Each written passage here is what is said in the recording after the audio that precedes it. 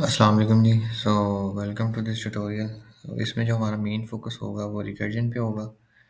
लेकिन रिकर्जन को हम अंडरस्टैंड करने के लिए पहले कुछ सिंपल फंक्शंस को देखेंगे।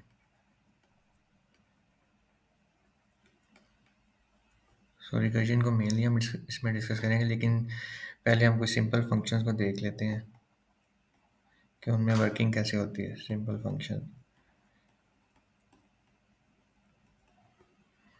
जिनमें हम रिकर्सिव कॉल नहीं भेजते, तो बैकएंड के ऊपर उनमें जो है वो किस तरह चीज़ें मैनेज हो रही होती हैं। सबसे पहले हम एक सिंपल सा फंक्शन लिख लेते हैं, कोई भी, जस्ट लाइक कोई सम का फंक्शन लिख लेते हैं।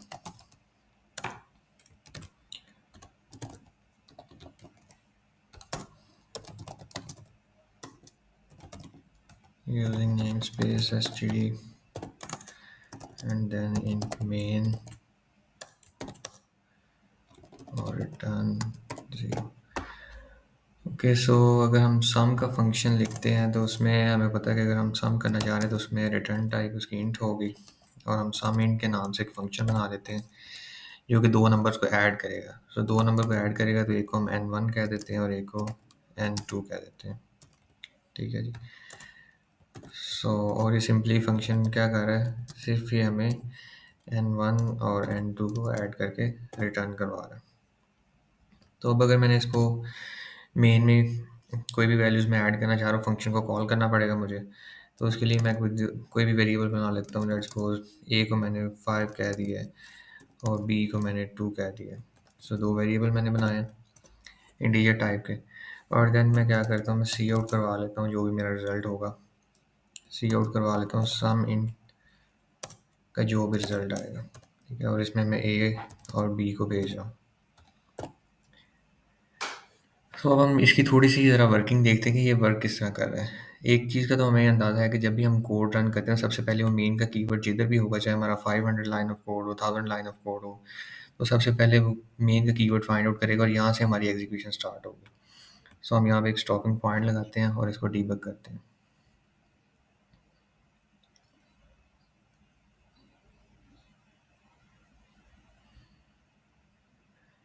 अब जैसे ही मैं मेन में आता हूँ, तो सबसे पहले मेरे पास ये कॉल स्टैक एक चीज़ है। ठीक है जी। कॉल स्टैक में इस वक्त मेन पड़ा हुआ है हमारे पास, और ये जो मेन है इसके अगर मैं वेरिएबल्स देखूँ तो इसमें ए और बी दो ही वेरिएबल्स हैं। ठीक है, जिनमें अभी कुछ गार्बेज वैल्यूज़ पड़े हुए, 0 और 8 पड़ा हुआ है। ठीक है, लेकिन जैसे ही हम ये इंस्ट्रक्शन एग्जीक्यूट करेंगे इनमें 5 और 2 आ जाएगा। तो ये मैं इंस्ट्रक्शन को स्टेप ओवर करता हूँ। तो अब यहाँ पे मेरे पास जो वेरिएबल है यहाँ पे अपडेट हो गए।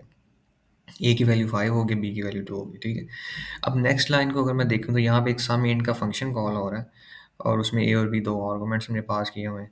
तो अब मैं इस लाइन पे स्टेप इनटू करता हूँ। स्टेप इनटू जैसे ही मैं करूँगा तो वो फंक्शन कॉल के अंदर जाएगा।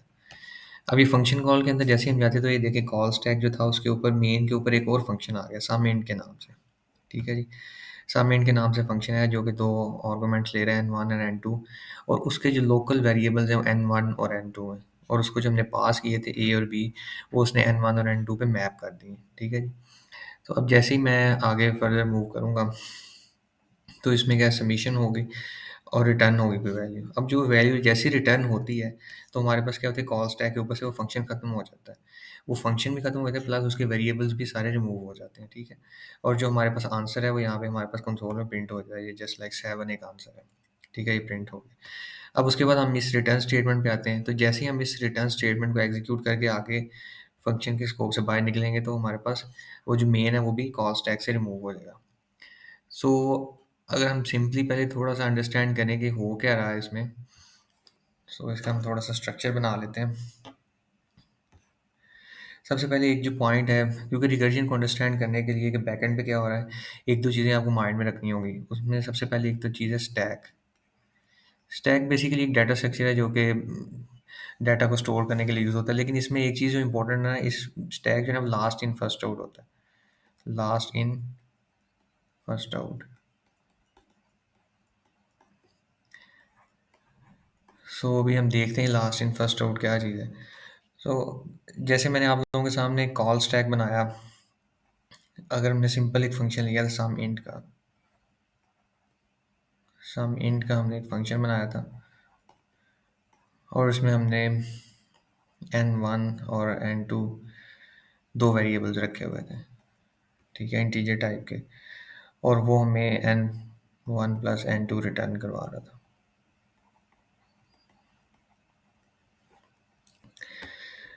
और इसी तरह हमारे पास एक मेन था,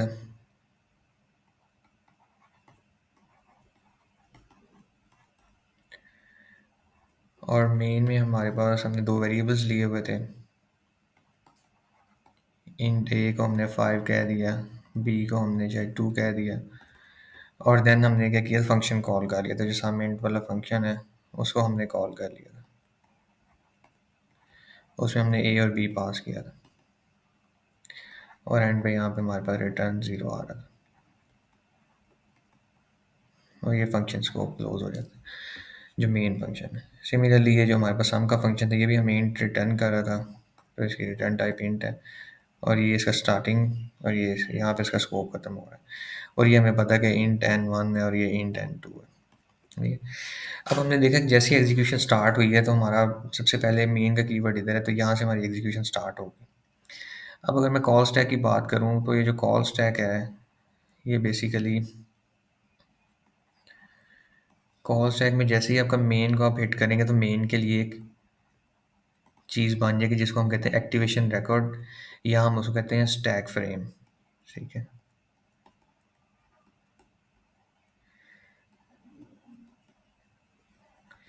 एक्टिवेशन रिकॉर्ड भी कहते हैं, स्टैक फ्रेम कहते हैं इसको।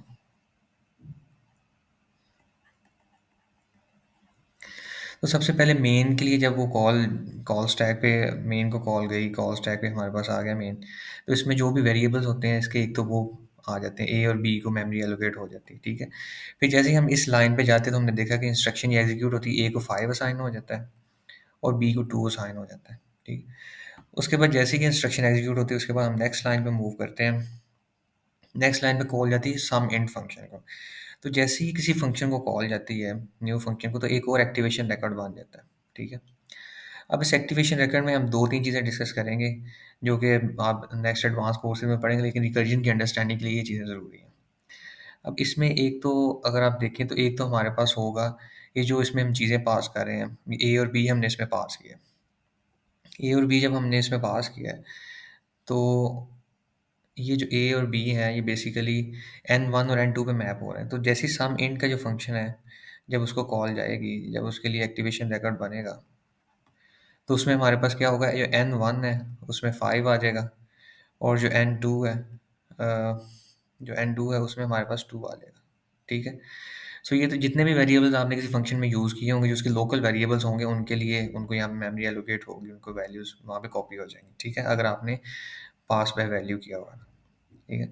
सिमिलरली यहाँ पे एक और चीज़ है जिसको हम कहते हैं रिटर्न एड्रेस, कि ये जो फंक्शन जब कॉल हुआ है, तो जो कॉलिंग फंक्शन, जैसे मेन इसका कॉलिंग फंक्शन जिसको जिसके अंदर इसको कॉल किया गया है सबमिट को, तो इसका कुछ ना कुछ एड्रेस होगा कि हमने जो वापस आके रिटर्न करवाना है वो कहाँ पे करवाना है, ठीक है।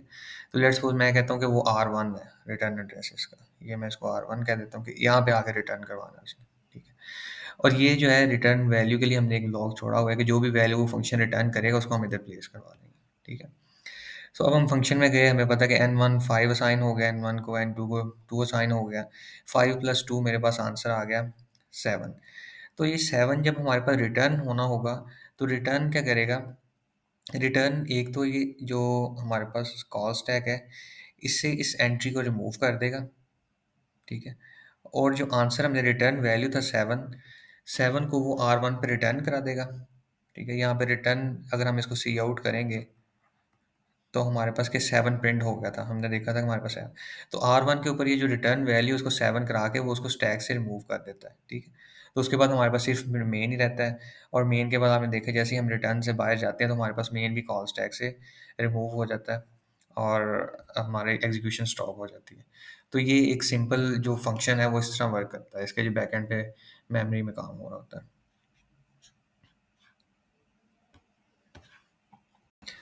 सो ये जो हमने अभी एग्जांपल देखी है, ये पास बाय हमारे पास वैल्यू है, तो पास बाय रेफरेंस की हम एक एग्जांपल देख लेते हैं जिसमें हमारे पास एक स्वैप फंक्शन हम इंट्रोड्यूस करवाते हैं। सो स्वैप का बेसिक जो पर्पस होगा वो दो नंबर्स को आपस में स्वैप करेगा, ठीक है। सो स्वैप इंट के नाम से अगर लेट्स सपोज मैंने फंक्शन बनाया है, तो इसमें दो आर्गुमेंट्स जाएंगे, ठीक है। सो जो 2 आर्गुमेंट्स जाएँगे वो इसमें मैं कह देता हूँ एक n1 है और एक n2 है। और सिमिलरली इसका हम जो स्कोप होगा उसके अंदर बताएँगे कि हमारे पास एक टेम्परेरी वेरिएबल हम ले लेते हैं और उसमें हम क्या करते हैं कि n1 वेरिएबल स्टोर कर लेते हैं। और जब हम स्वैप करना चाह रहे हैं तो एक वेरिएबल की वैल्यू हमने एक टेम्परेरी वेरिएबल में स्टोर करवा ली। तो अब क्या होगा, हम n1 की वैल्यू को ओवरराइड कर सकते हैं, n2 स्टोर करवा सकते हैं। तो हमारे पास क्योंकि n1 की वैल्यू ऑलरेडी टेम्परेरी में रिटेन हो चुकी हुई है, तो इसलिए जो है वो अब हम n1 की वैल्यू को ओवरराइड कर देंगे। और एट द एंड क्या होगा कि हम हमारे पास जो n2 है उसमें हम जो n1 की प्रीवियस वैल्यू थी वो टेम्प में पड़ी हुई थी, तो हम सिंपली टेम्प में स्टोर कर देंगे। ठीक है। तो ये स्वैप का फंक्शन हमने लिख लिया। लेकिन अब अगर हम इसको एक्चुअली देखें तो जब भी इसको मेन में कॉल जाएगी, मेन हमारे पास एक मेन बना लेते हैं, इंट मेन।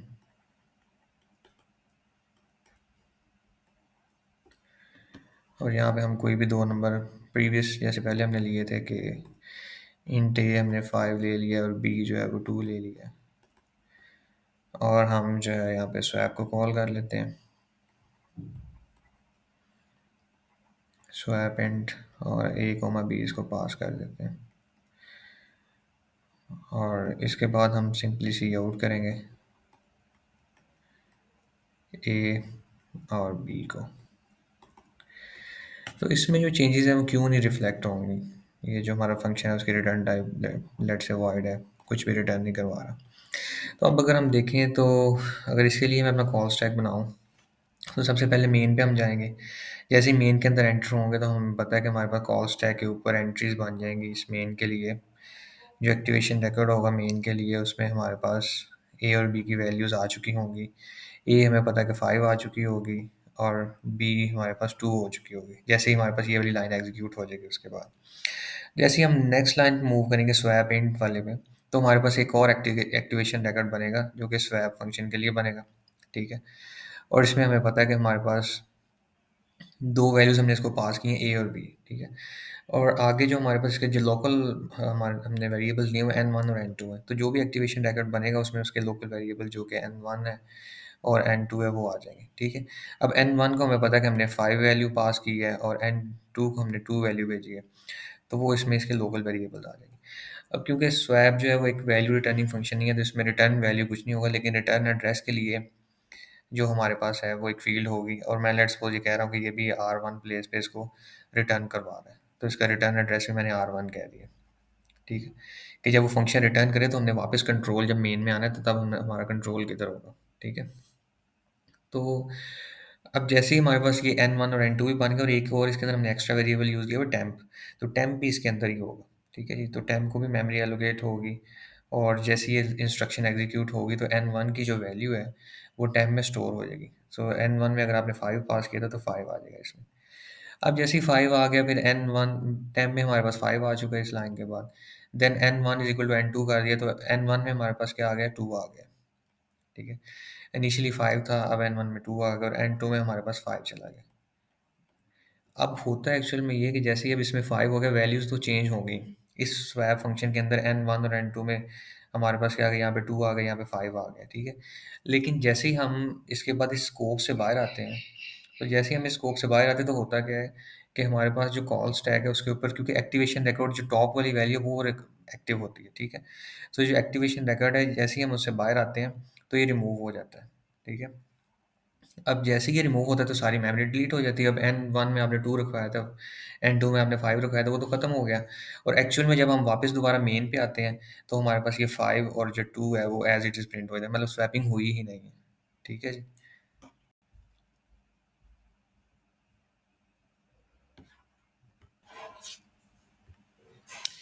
लेकिन अगर सेम यही केस हमारे पास होता है और हम सिंपली इसको क्या करते हैं, बाय वैल्यू की जगह हम इसको बाय रेफरेंस पास करते हैं। ठीक है जी। इनके बाद हम एम्परसेंड यूज़ कर लेते हैं और इनको हम बाय रेफरेंस करते हैं। तो दोबारा अगर मैं इसके लिए कॉल स्टैक ड्रा करूँ, सो हमारे पास होगा कुछ यूँ कि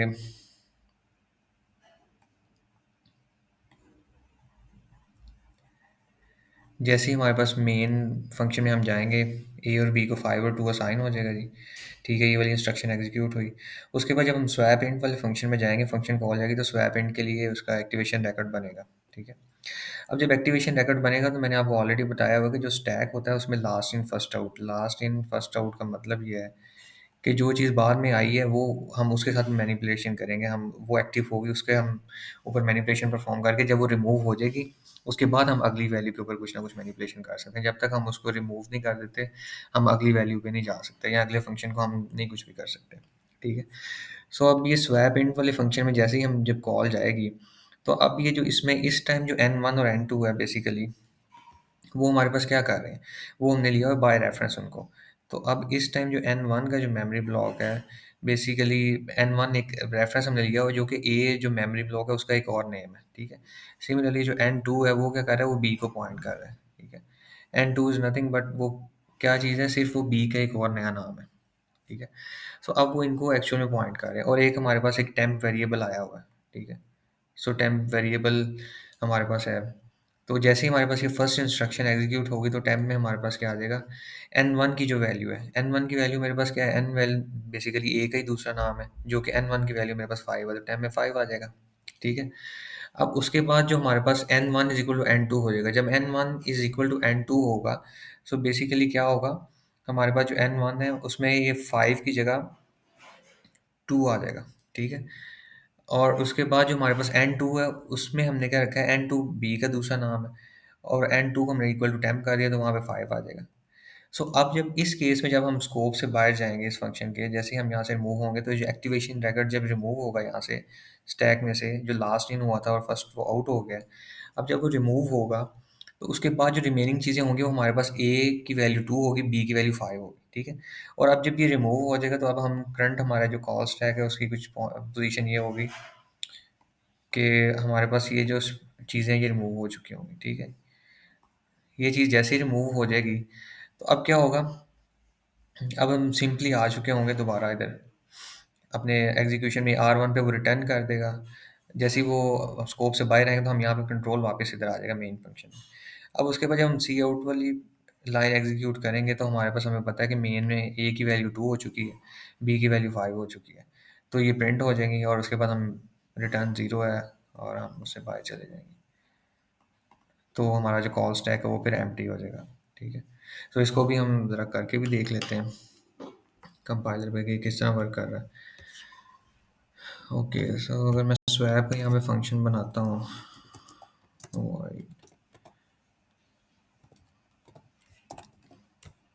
स्वैप इंट, तो इसमें हम बाय रेफरेंस n1 और n2 को पास कर देते हैं और इसमें हमने एक टेम्परेरी वेरिएबल बना लिया जिसमें हम n1 की वैल्यू स्टोर करवा दें, ठीक है।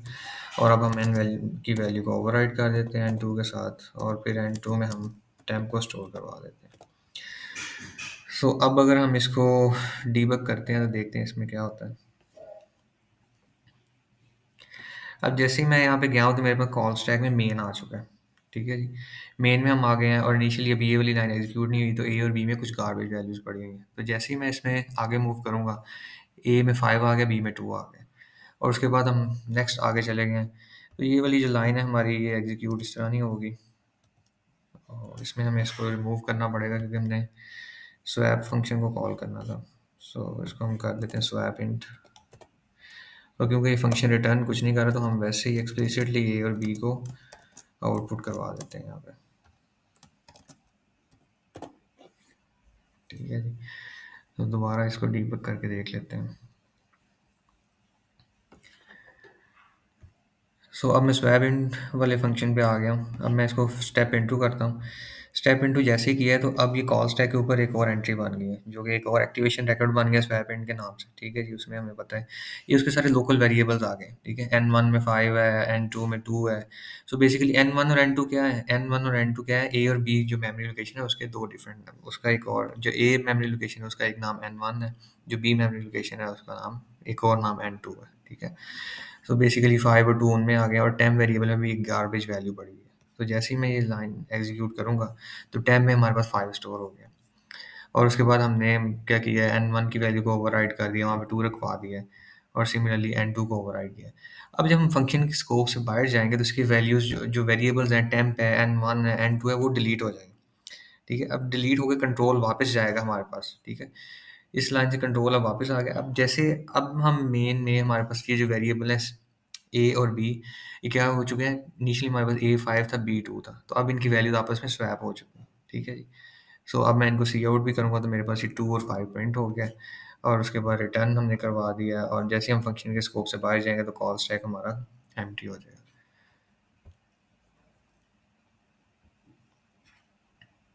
सो होप सो कि इसमें आप लोगों को जो बाय रेफरेंस और पास बाय वैल्यू का तो क्लियर हो गया होगा, और इसमें बैक पे किस तरह चीज़ें मैनिपुलेट हो रही हैं उसका भी क्लियर हो गया होगा।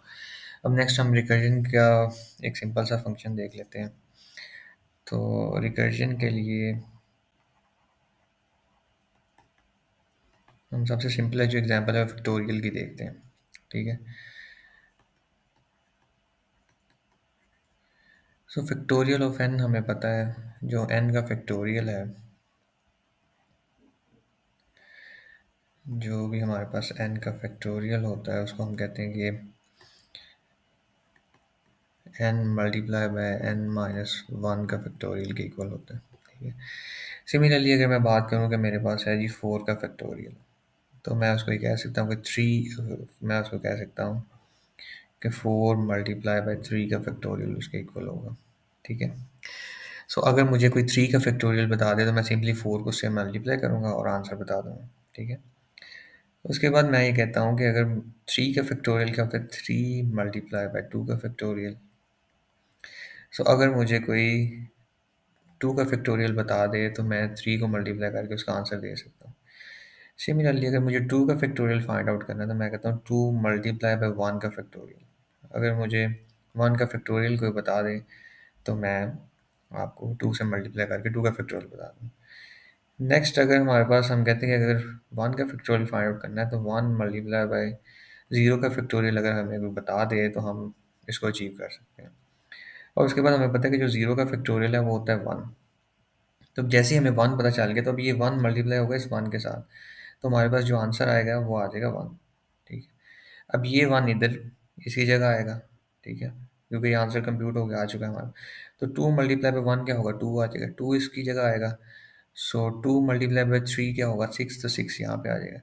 और देन 6 मल्टीप्लाई बाय 4 क्या होगा, 24, तो इसका 4 का फैक्टोरियल हमारे पास आ जाएगा 24। ठीक है। सो अब ये हमने इसकी रिकर्सिव डेफिनेशन तो कर ली, अब हम इसको देखते हैं, इसका जो कोड हम करते हैं इसको कोड में एक तो ट्रांसलेट कर लेते हैं, दूसरा पे देखते हैं कि वर्क एक्चुअल में रिकर्जन बैकएंड पे वर्क किस तरह कर रही है। सो अगर मैं फैक्टोरियल का फंक्शन लिखना चाहूँ तो मुझे पता है कि इसकी रिटर्न टाइप जो है वो इंटीजर होगी। ठीक है। तो रिटर्न टाइप इसकी इंटीजर है, और फैक्ट के नाम से मैं इसका फंक्शन बना लेता हूँ, और इसमें कोई भी इंटीजर पास होगा एन। ठीक है। और उसमें हमारे पास ये है कि अगर तो हमारा जो इंटीजर है वो ज़ीरो है। ठीक है। तो ज़ीरो का फैक्टोरियल हमें पता है कि ज़ीरो का फैक्टोरियल जो है, if n is double equal to zero, अगर वो ज़ीरो हो तो हमें रिटर्न करवा देना चाहिए 1। तो अगर ऐसा नहीं है तो फिर हमें क्या करना चाहिए, फिर हमें सिंपली रिटर्न क्या करवाते रहना चाहिए, एन मल्टीप्लाई बाय सेम वही function call factorial of n minus one. ठीक है। तो जस्ट लाइक अगर एन हमारे पास 4 था तो 4 मल्टीप्लाई बाय फैक्टोरियल ऑफ 3 को कॉल जाएगी, और देन सो ऑन। सो इसमें स्टूडेंट्स की काफ़ी कन्फ्यूजन थी कि एन की वैल्यू 4 क्यों नहीं है जी, एन की वैल्यू 3 क्यों नहीं है, कॉल्स किस तरह जा रही हैं। सो होप सो के इसके बाद आपकी ये कन्फ्यूजन जो है वो क्लियर हो जाएगी। सो ये हमारे पास अब कंप्लीट एक जो है फंक्शन आ चुका है। ठीक है। अब इसके लिए अगर मैं मेन लिखता हूँ तो मेन में मेरे पास कुछ ये होगा कि ये हमारे पास इंट मेन आ गया है, और इसमें हम इस फंक्शन को कॉल करेंगे। सो इस फंक्शन को जब मैं कॉल करूँगा तो लेट्स सपोज मैंने कह दिया कि int a is equal to 3। ठीक है। और मैं सी आउट करवा देता हूँ फैक्ट ऑफ ए,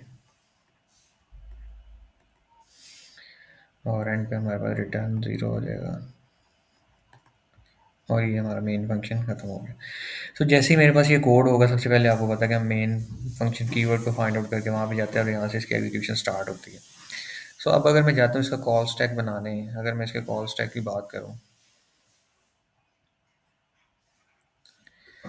तो कॉल स्टैक में सबसे पहले मेन को कॉल जाएगी, और स्टैक का हमें पता है कि लास्ट इन फर्स्ट आउट को फॉलो करता है।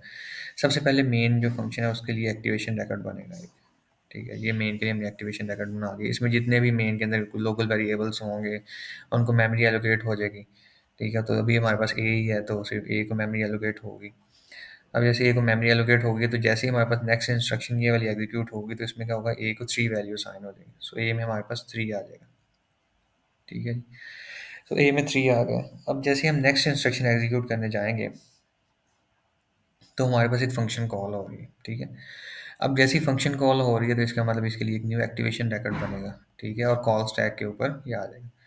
अब ए हमें पता है कि ए हमने 3 है हमारे पास, तो यहाँ पे फैक्ट ऑफ ए को जब कॉल जाएगी तो हमारे पास जो फैक्टोरियल का जो फ़ंक्शन है उसमें हमारे पास जो लोकल वेरिएबल है उसका वो n है, ठीक है। सो जो n हमारे पास वेरिएबल है उसको क्या हो जाएगा, 3 असाइन हो जाएगा, ठीक है। और मैंने आपको बताया था कि एक इसमें हमने रिटर्न एड्रेस जो है वो हमारे पास एक फ़ील्ड होती है और एक रिटर्न वैल्यू, ठीक है। तो जो भी जो फंक्शन होते हैं जो वैल्यू रिटर्न कर रहे होते हैं उनके लिए एक रिटर्न वैल्यू की फ़ील्ड है प्लस एक रिटर्न एड्रेस के जहाँ पे हमने उसको कॉल भेजी है, जो कॉलिंग फंक्शन मेन है इसका फैक्टोरियल को जो फंक्शन कॉल कर रहा है वो मेन फंक्शन ने फैक्टोरियल को कॉल भेजी है, ठीक है। सो इसका जो रिटर्निंग एड्रेस है जहाँ पे इसने कंट्रोल ने वापस आना है वो लेट्स सपोज मैंने कह दिया कि वो R1 है, ठीक है, वो मैंने R1 बता दिया, ठीक है। अब जैसे ही मैं इस फंक्शन फैक्ट ऑफ ए के, ये जो ए हमने 3 भेजा है इसको, फैक्ट ऑफ ए के लिए जब कॉल जाएगी तो हमारे पास यहाँ पे n की वैल्यू क्या हो जाएगी, 3। So if n is double equal to 0, condition हमारे पास फॉल्स है, तो हमारे पास क्या होगा, ये रिटर्न स्टेटमेंट एग्जीक्यूट होगी। अब रिटर्न स्टेटमेंट में मैं जैसे ही जाऊँगा n multiply by factorial of n minus one है। अब फैक्टोरियल को दोबारा यहाँ पे कॉल जा रही है, ठीक है, जैसे ही मैं यहाँ पे आया, ठीक है। मैं लेट्स सपोज कहता हूँ इस लाइन का एड्रेस जो है ना वो R2 है। अब जैसे ही फैक्टोरियल को दोबारा कॉल जाएगी तो एक न्यू एक्टिवेशन रिकॉर्ड बनेगा, ठीक है। अब जैसे ही न्यू एक्टिवेशन रिकॉर्ड बनेगा फैक्टोरियल के लिए तो अब उसमें क्या होगा, अब इस टाइम जो हमारे पास एक्टिवेशन रिकॉर्ड बना है, अगर मैं थोड़ा सा इसको हाईलाइट करूँ, ये प्रीवियस वाला था जी, ठीक है, और ये अब न्यू वन हमने बनाया, ठीक है। अब इस टाइम जो हमारे पास एक्टिवेशन रिकॉर्ड बना है अगर मैं इसमें जाऊँ तो हमारे पास n माइनस वन को कॉल गई थी, n हमारे पास 3 था प्रीवियसली। अब जैसे n माइनस वन को कॉल जाएगी तो इस टाइम जो कॉल जाएगी उसमें n की वैल्यू हमारे पास 2 हो जाएगी। n हमारा a की वेरिएबल है इसमें तो n की वैल्यू 2 हो जाएगी, ठीक है। और इसमें हमारे पास रिटर्निंग एड्रेस क्या है जी, रिटर्निंग एड्रेस हमारे पास ये R2 है, ठीक है, कि हमने R2 पे उसको रिटर्न करवाना है जी, कंट्रोल वापस इधर लेके आना है, ठीक है। और अभी रिटर्न वैल्यू हमारे पास कुछ नहीं आई क्योंकि अभी एग्जीक्यूशन ही कंप्लीट। अब जैसे ही हमारे पास ये फंक्शन फैक्टोरियल ऑफ 2 को ऊपर जब कॉल जाएगी तो क्या होगा, एक न्यू एक्टिवेशन रिकॉर्ड बना और वो सारी चीज़ें हुई। अब जब फैक्टोरियल ऑफ 2 के लिए कॉल की n is double equal to 0 नहीं है, कंडीशन फॉल्स हो जाएगी। तो इस टाइम क्या होगा, अब हमारे पास n की वैल्यू 2 है मल्टीप्लाई बाय फैक्टोरियल ऑफ क्या होगा, n माइनस वन। अब जैसे ही factorial of n minus one पे दोबारा आए तो यहाँ पे एक न्यू कॉल जाएगी।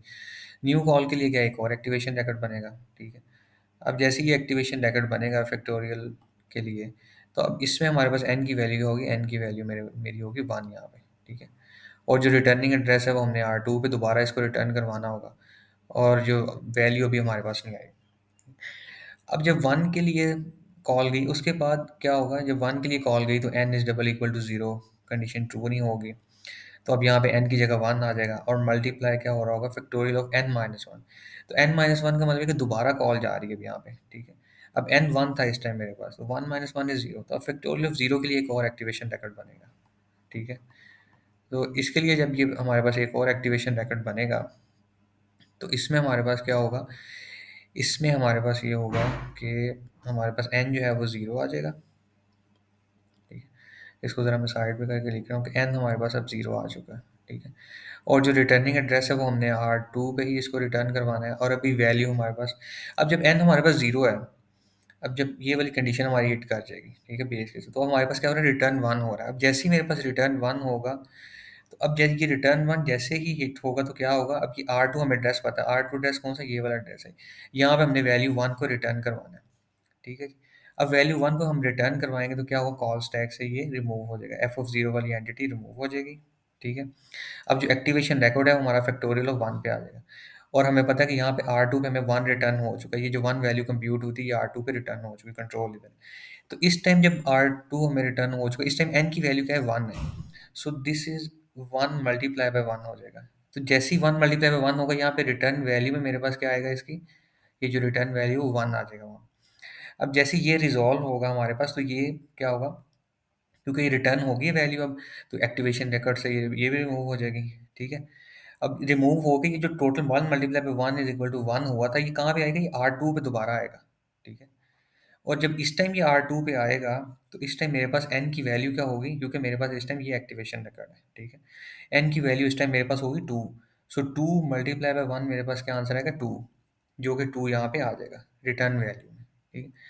अब जैसे ही मेरे पास रिटर्न वैल्यू आ गई, तो अब ये वाला भी जो हमारे पास एक्टिवेशन रिकॉर्ड है स्टैक, कॉल स्टैक से रिमूव हो जाएगा। अब जैसे ही ये रिमूव होगा, तो कंट्रोल हमें पता है कि R2 पे ही आना है, सेम इसी पॉइंट पे, और वैल्यू जो इस पॉइंट पे आ रही है वो 2 आ रही है।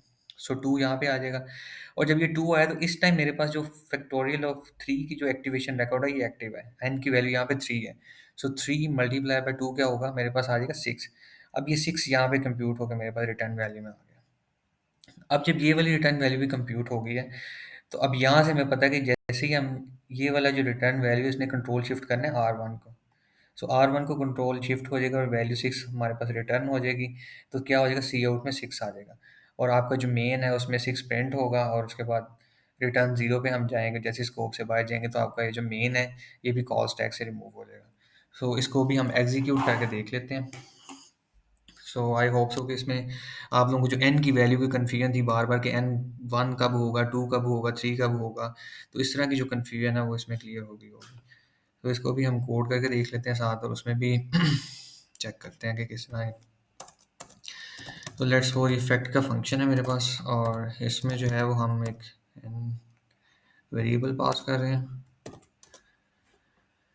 ओके। और इसमें अगर मेरे पास जो है वो n is double equal to, अगर n 0 है तो हमें रिटर्न 1 कर देना चाहिए, क्योंकि 0 का फैक्टोरियल 1 होता है। अदरवाइज हमें क्या करना चाहिए, n multiply by factorial of n minus 1, ठीक है जी। सो n माइनस 1, और अब हम इसको कॉल भी इधर कर लेते हैं। लेट्स सपोज a को मैं एक छोटी वैल्यू के लिए, b को हम 3 कर देते हैं चलें, और एट दी एंड जो है वो हम फैक्टोरियल को b पास कर देते हैं।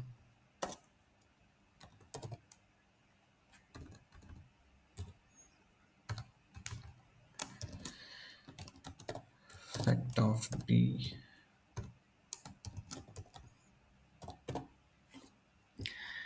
ठीक है। ये तो अभी हम इसको ज़रा डीबग करके देख लेते हैं कि कॉल स्टैक के ऊपर किस तरह से चीज़ें मैनिपुलेट हो रही हैं।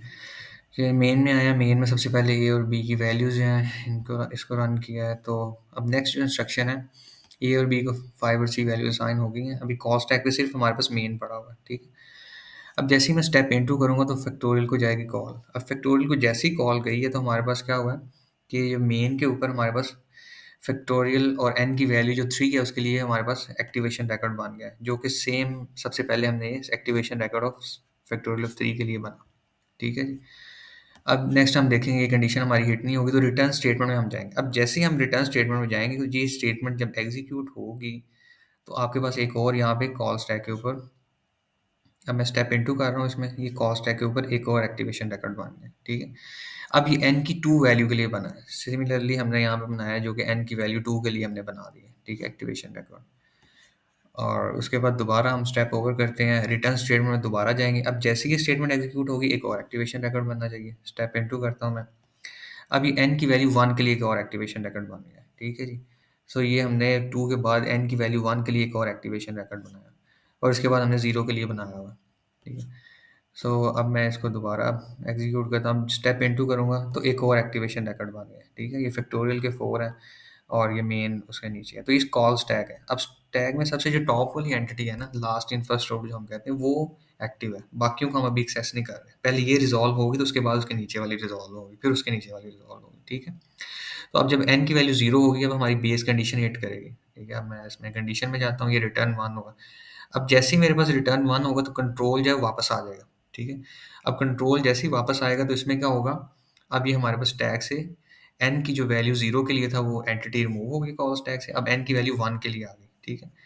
अब सिमिलरली हम जैसे-जैसे हमारे पास ये एग्जीक्यूशन होती रहेगी, हमारे पास ये कॉल स्टैक से एंटिटीज़ रिमूव हो जाएँगी और एट द एंड हमारे पास ये 6 जो है वो टर्मिनल पे प्रिंट हो गया, सी आउट हमने करवाया था इसको, और इसके बाद हमारा जो मेन फंक्शन है, वो भी कॉल स्टैक से रिमूव हो जाएगा, जैसे ही हम स्कोप से बाहर जाएँगे। सो ये इसकी जो फैक्टोरियल है उसकी एग्जीक्यूशन है। सो आगे फर्दर हम इसकी 1-2 और एग्ज़ाम्पल्स देख लेते हैं। सो अगर मैं रिकर्जन की और एग्ज़ाम्पल सिंपल सी को देखना चाहता हूँ, मैं नेचुरल नंबर्स का सम लेना चाह रहा हूँ। तो मैं कहता हूँ कि लेट्स सपोज़ अगर कोई यूज़र मुझे इनपुट करे, लेट्स सपोज़ यूज़र 4 इनपुट करे, तो मेरे पास जो रिटर्न होके चीज़ आए वो हमें पता है नेचुरल नंबर 1, 2, 3, 4 और चलते-चलते एन तक होते हैं। तो मैं कहता हूँ लेट्स सपोज़ अगर यूज़र 4 एंटर करे ना, तो मेरे पास आंसर आ जाएगी 4 + 3 + 2 + 1, और मेरे पास जो भी इसका आंसर होगा वो आ जाना चाहिए। तो 4 + 3 7 होता है, 7 + 2 9 और 1 10, ठीक है। तो लेट्स सपोज़ अगर यूज़र 5 एंटर करता है तो मेरे पास क्या आना चाहिए, 5 + 4 + 3 + 2 + 1, इसका जो आंसर है वो कंप्यूट होकर मेरे पास 15 आ जाना चाहिए, ठीक है। तो मैं इस तरह का एक फंक्शन बनाना चाह रहा हूँ। सो अब हमें पता है कि जो इसकी रिटर्न टाइप होगी वो तो इंट होगी, ठीक है। इंट इसकी रिटर्न टाइप हो जाएगी, और मैं इसको अब नाम कोई नेचुरल नंबर का सम है तो नेट सम रख देता हूँ, और इसमें हम हमारे पास आर्गुमेंट में क्या जा रहा है, सिर्फ एक नंबर जा रहा है, वो भी इंटीजर, ठीक है जी। इंटीजर पे नंबर जा रहा है। अब इसके लिए हम रिकर्सिव फंक्शन लिखना चाह रहे हैं। सो अब क्या हो रहा है, अब लेट्स सपोज यूज़र ने अगर 4 एंटर किया है, तो मैं कह रहा हूँ अगर इन बाकी सारी चीज़ों का मुझे कोई सम ला दे और मैं उसमें सिंपली 4 ऐड कर दूंगा तो मेरे पास आंसर आ जाएगा, ठीक है। तो क्या इसको मैं लिख सकता हूँ कि अगर जो यूज़र ने n1 एंटर किया, सिंपली हम इसको n कह देते हैं कि हमारे पास जो n एंटर किया है यूज़र ने, क्या मैं इसको कह सकता हूँ कि अगर मैं n प्लस कर दूँ नेचुरल सम ऑफ फंक्शन को दोबारा रिकर्सिव कॉल किस पे, n-1 पे, ठीक है। सो n अगर मेरे पास 4 था, तो मैं कहता हूँ कि अगर मुझे 3 तक का कोई सम ला दे, शुरू से लेके 3 तक का, तो मैं उसमें प्लस सिंपली 4 करूँगा और मेरा आंसर आ जाएगा, ठीक है। तो अगर मैं इसको रिटर्न करवा दूँ, तो क्या है कि फर्स्ट टाइम अगर यूज़र ने 4 इधर भेजा है तो 4 प्लस हो जाएगा, और यहाँ पे रिकर्सिव कॉल चली जाएगी 3 के लिए। तो जब 3 के लिए कॉल जाएगी अगेन, तो n की जगह यहाँ पे 3 आ जाएगा, ठीक है जी। अभी हमने बेस कंडीशन ही ऐड की, तो सिंपली क्या होगा, 3 और प्लस, और दोबारा यहाँ पे कॉल किसके लिए चली जाएगी, 2 के लिए। उसके बाद ये फिर 2 हो जाएगा, ठीक है। मतलब हम ये कहना चाह रहे हैं कि 4 के बाद मैं कहता हूँ कि 3 प्लस और उसके बाद 1, ये 2 तक अगर मुझे कोई सम दे दे तो फिर मैं उसको आंसर कर दूँगा, ठीक है। सिमिलरली जब 2 को कॉल जाएगी फिर मैं कहूँगा 2 प्लस और ये 1 तक अगर मुझे कोई आंसर ला दे तो मैं उसको कॉल कर दूँगा। तो हमारी बेस कंडीशन यहाँ पे क्या होगी? तो हम कहते हैं कि अगर हमारे पास जो है if n is double equal to 1 आ जाए, क्योंकि नेचुरल नंबर्स हमें पता है 1 से स्टार्ट होते हैं। तो अगर हमारे पास n 1 आ जाए तो हम सिंपली क्या करेंगे, वहाँ पे रिटर्न करवा देंगे उसको, और रिटर्न क्या करवाएँगे, रिटर्न 1 करवा देंगे। रिटर्न 1 करवा देंगे, ठीक है जी। तो इसमें क्या होगा, जब सबसे एंड में 1 रिटर्न होगा तो 1 + 2 हो जाएगा, फिर 3 हो जाएगा, फिर 4 हो जाएगा, और हमारे पास इसका एक आंसर आ जाएगा। सो इसको भी हम करके भी देख लेते हैं कि नेचुरल नंबर का अगर मैं सम कंप्यूट करना चाह रहा हूँ, तो मैं एक फंक्शन यहाँ पे लिखूँगा, लेट्स सपोज इसका रिटर्न टाइप इंट है और मैंने इसका नाम रखा है नेचुरल सम, और इसमें एक इंटीजर वैल्यू पास हो रही है जिसको मैंने n कह दी है, ठीक है। और हमने इसके लिए लिखा है कि अगर हमारे पास n डबल इक्वल टू 1 है, सिंपली हम क्या करेंगे, रिटर्न 1 कर देंगे। अदरवाइज क्या होगा, return n plus natural sum of n-1। So this is same के 4 प्लस बाकी सारों का हमारे पास अगर आंसर आ जाए तो हम उसको ऐड कर देंगे, फिर देन 3 और प्लस बाकी सारों का आंसर आ जाए, फिर देन 2 और बाकी सब का आंसर आ जाए, फिर देन 1 के ऊपर हमारी बेस केस हिट करेगी, तो हमारे पास 1 प्लस और कंट्रोल वापस शिफ्ट होता जाएगा। तो इसके लिए आपने, जैसे मैंने आपके सामने ये फैक्टोरियल के लिए सारा एक्टिवेशन रिकॉर्ड बनाया है और हमने देखा है किस तरह कॉल स्टैक के ऊपर कॉल जा रही हैं, तो ये आपने इसकी प्रैक्टिस करनी है, ठीक है। कॉल स्टैक बना के देखना है और देखना है किस तरह इसका नेचुरल सम ऐड हो रहा है, ठीक है। तो उसमें एक दो प्रॉब्लम्स की आप प्रैक्टिस करेंगे तो उसमें आपको चीज़ें क्लियर हो जाएंगी। तो अभी हम इसके लिए नेचुरल सम को कुछ वैल्यू पास करके देख लेते हैं। सो लेट्स सपोज नेचुरल सम को अगर मैं 3 वैल्यू पास करता हूँ तो हमारे पास आंसर क्या आना चाहिए इसका, 3 + 2 + 1 जो कि 6 आंसर हमारे पास आना चाहिए। तो ये 6 हमारे पास आंसर आ गया, ठीक है। सिमिलरली अगर मैं बी की वैल्यू 4 रख देता तो हमने देखा 10 आंसर हमने कंप्यूट किया था, तो 10 हमारे पास ये 10 आ गया, ठीक है। अगर मैं इसमें ए पास कर देता हूँ जिसका कि हमारे पास वैल्यू 5 है, तो उसमें मेरे पास क्या होगा, हमारे 15 आंसर आ जाएगा। तो इसको आपने ब्रेक पॉइंट लगा के और इसकी सारी एग्जीक्यूशन देखनी है, किस तरह कॉल स्टैक के ऊपर कॉल जा रही हैं और किस तरह वो उसको रिटर्न करता है, और मैनुअली भी आपने इसकी प्रैक्टिस करनी है ताकि उससे आपको ज़रा क्लियर हो जाए कि हमारे पास एक्चुअल में इसका पैटर्न क्या बना है। क्योंकि अगर अंडरस्टैंडिंग, ये बैक एंड वाली अंडरस्टैंडिंग नहीं होगी तो फिर जब भी कोई प्रॉब्लम नहीं आएगी, कोई डिफरेंट प्रॉब्लम होगी तो उसमें आपको सॉल्व करने में काफ़ी मुश्किल होगी। एक और जो एग्जांपल है उसमें हम देख लेते हैं कि अगर हमारे पास कोई गिवन है, लेट्स सपोज मैं कहता हूँ कि मेरे पास कोई एरिया गिवन है ARR और इसमें मेरे पास कुछ एलिमेंट्स पड़े हुए हैं 20, 30, 5, 10, कुछ भी के एलिमेंट्स पड़े हुए हैं और मैं चाह रहा हूँ कि मैं इनका सम कर दूँ और कोई इनके लिए कोई रिकर्सिव फंक्शन लिखना चाह रहा हूँ कि मेरे पास एरे में जितने भी एलिमेंट्स पड़े हुए हैं इनका पास, मेरे पास जो है ना वो इनका सम हो गए और आंसर आ जाए। लेट्स सपोज इसका आंसर 30 + 20 50 है और +10 60 और 65। तो मेरे पास जो वैल्यू है वो 65 रिटर्न होके आ जाए, कोई मैं ऐसा फंक्शन बनाना चाह रहा हूँ। तो इसके लिए हम देख लेते हैं, तो सेम वही पैटर्न कि यूज़र हमें जो भी इनपुट देगा उसके ऊपर हम प्रोसेसिंग करते हैं। तो सबसे पहले हम अरे का ज़रा देख लेते हैं थोड़ा सा कि अगर मैं जो है वो एक अरे, एक तो हमें पता है कि अरे डेटा टाइप हमें बतानी किस टाइप की अरे है, अगेन उसका आगे नाम बताना है हमने और फिर आगे उसका साइज़ बता दें या फिर हम इसमें हार्ड कोडेडली कुछ वैल्यूज़ रखवा लेते हैं जो कि अभी हमने रखवाई हैं 20, 30, 5 और 10। सो वैल्यूज़ हमने प्लेस करवा ली। अब अगला जो क्वेश्चन है वो ये कि अरे का साइज़ हमने किस तरह फाइंड आउट करना है। तो अरे का साइज़ फाइंड आउट करने के लिए जो है वो हम साइज़ ऑफ का ऑपरेटर यूज़ करेंगे। तो हम एक इंटीजर लेंथ के नाम से एक वेरिएबल बना लेते हैं, ठीक है जी। और हम साइज़ ऑफ का ऑपरेटर यूज़ करेंगे। साइज़ ऑफ का ऑपरेटर जो है ना वो हम अरे के नेम पे अप्लाई कर देंगे, ठीक है। क्योंकि अरे का जो नेम है ये स्टार्टिंग एड्रेस होता है और हमें पता है कि अरे एक कॉन्टिग्यूअस मेमोरी ब्लॉक है। सो इंटीजर का साइज़ 4 बाइट का होता है, तो 4 + 4 + 4 + 4 तो ये 16 बाइट होगा इसका साइज़।